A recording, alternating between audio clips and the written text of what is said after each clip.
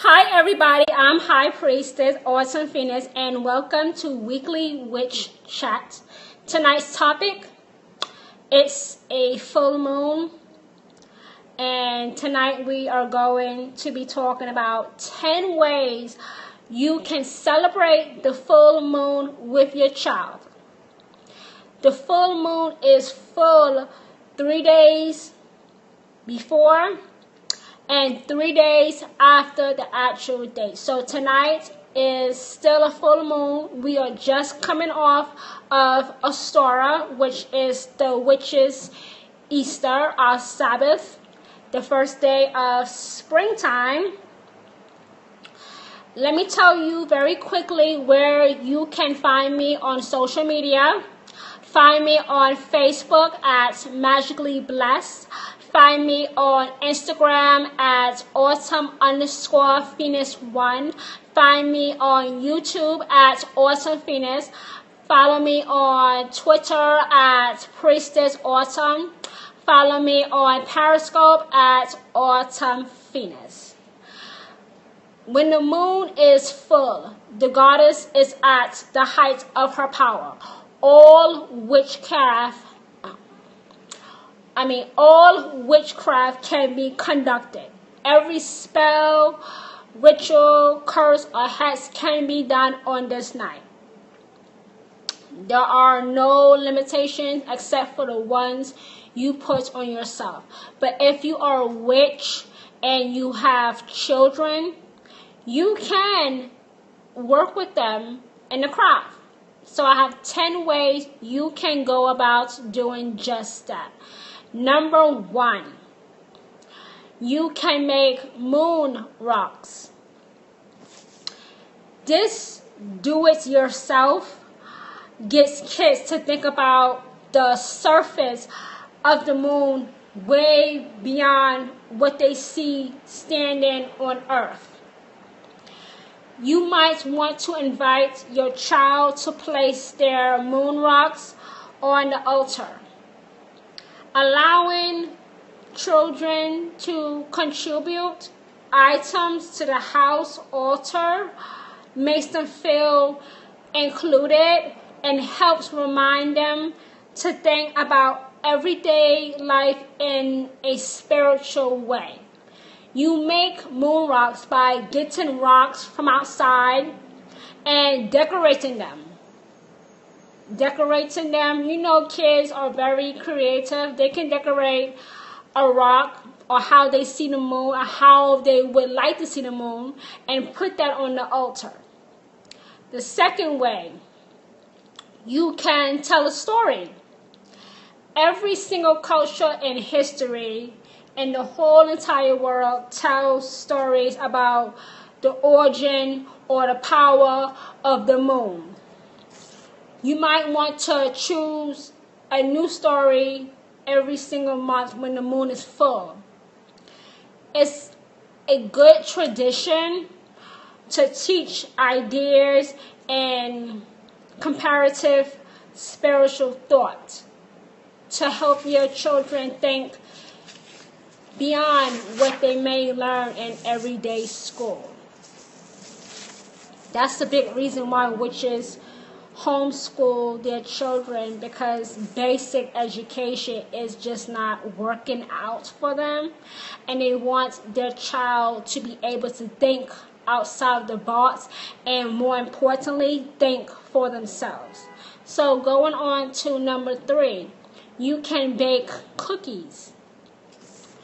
For kids who love to bake, you can try making a batch of moon cookies. This is a terrific way to spend the night at home with family. You can even take them outside in the wintertime to leave as an offering for the animals that may have a hard time finding food, like birds or raccoons or possums or stray cats. Some cats do eat baked goods. You know, animals have a hard time finding food in the wintertime.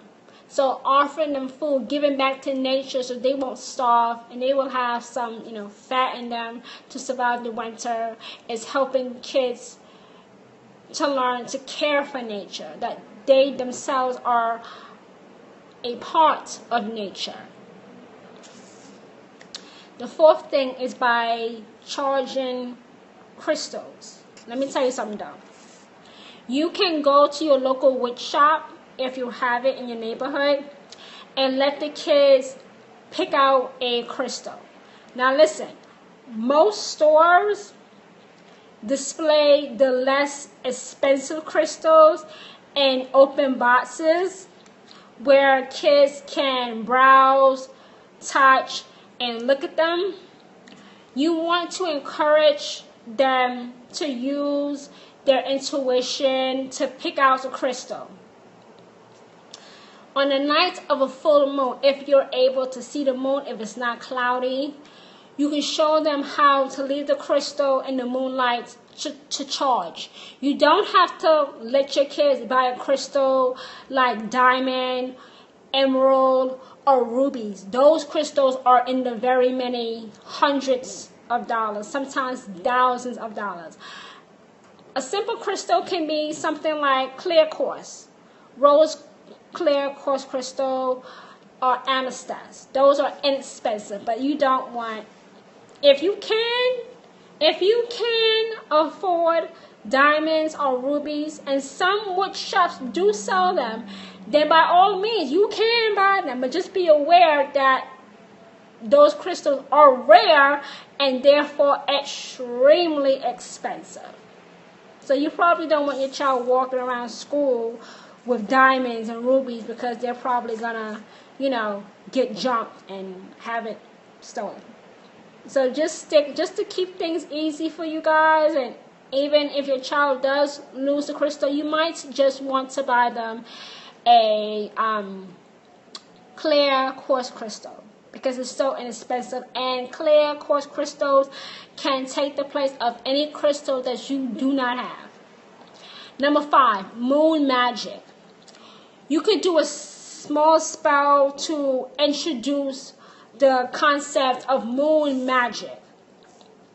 You can mix a few drops of rosemary essential oil with olive oil and pour it into a spray bottle. You can let the kids smell the oil, and you want to explain that rosemary oil has protective properties to keep away nightmares. Then you want to let the kids either spray their pillow or their bed with the infusion. And you also want to encourage your kids to open up their windows on a full moon to let them fan out any negative energy. These are all things that I personally do. Number 6, you can read a book to them about the moon. Books like that center around the moon. Books like Good Night Moon, or another book called Moon Magic, a child's book of moonlight magic. Those books can be found properly in your local library or at Barnes & Noble or even online. Number 7, taking a walk outside when the moon is full, moonwalking, but not like Michael Jackson though. You can take a walk under the moon and encourage kids to take notice of things that are different under a full moon. You can point out how much more light there is. Tell them to listen for sounds of the natural world responding to this magical event when the goddess is at the height of her power. Number 8, you can have your kids create their own altar. You can find a corner in their bedroom, something like a small bookshelf or a night table. That works fine too. You can spend some time finding things in your house or in nature to include on your child's altar, and explain that maintaining an altar helps to create a sense of peace within the home. Every month, remind your child to tidy up, to clean up the altar and rearrange or change out the items in it to keep the energy fresh. These are things that grown witches like myself still do, because I don't want negativity in my life. That's a big reason why I practice witchcraft. Number 9, color magic. Kids respond to bright colors. Use this curiosity to explore color magic in an appropriate way. So let me very quickly tell you what some color correspondences mean.